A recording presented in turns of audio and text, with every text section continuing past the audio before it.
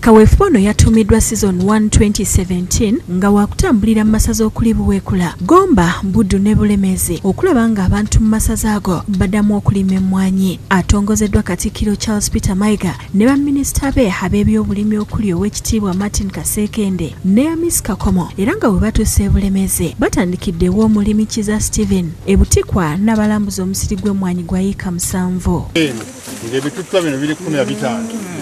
Yagenda okunkwata nga nina 12. Kiza yeebazizza Katikkiro olw'okugenda okubalambula, kyagamba nti kibazizzaamu amaanyi. Kano tuli wano ku ekaazi 7 ez'emmwanyi ate nga nazo tuzibisse muwogo era ekaazi 7.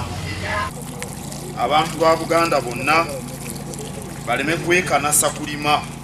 Awo nno ositeekamu emmwanyi yaffe girinnya bulinnya n'enywera. Katikkiro era atuseeko ne mu nnimiro ya Lukooya Muntu ku kyalo 7 nga naye alambuza Katikkiro era n'amusiima. Stephen Kiza ono lwe yatwadde essuubi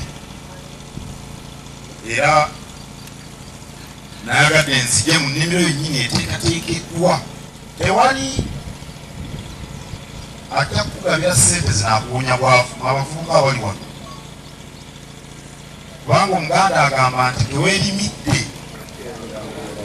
akirambegera kuba jjajjaffe baakimanya dda teryakuwa n'okutta. Ye omulimi Kiri ow'Ekisoga annyonnyodde Katikkiro engeri gye balimamu emmwanyi zino n'ebirungi bye bazifunyemu. Emiti egikoobedde ennyo si mirungi kubanga we gibeera gireeta obuwuka ensikiza n'obuwuka buno obuli amatabi. Minisita Martin Kasekende yeebazizza abantu olw'okujjumbira ebyobulimi era n'ategeeza nti balinamu essuubi okuzuukiza ekirime ky'emmwanyi. Tukola kyonna ekisoboka okulaba nti tufuna emmwanyi miliyoni 5 okuzisimba mu kaseera ako nga zino zibalirirwamu obuwumbi 1.5 billion shillings. Sebo awo Kabaka abataddiza bannange mukuireko olukalo Ssaabasajja Kabaka. Katikkiro akomekereza na kusimba mmwanyi mu ggombolola y'e Kakumiro gy'akubirizza abantu bonna okwettanira ebyobulimi.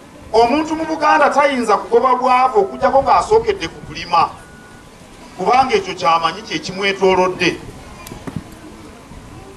Ekirigoba obwavu e Bulemeezi kwe kulima kye kisookerwako. Amakolero gwe twetaaga galiva mu bye muliba mulimye. Toyinza kusookera ku makolero nga totaba kulima. Ronald Kakoza ne Deogratius Ssentogwe bakusakidde eggulire lino ku Lwabukedde TV.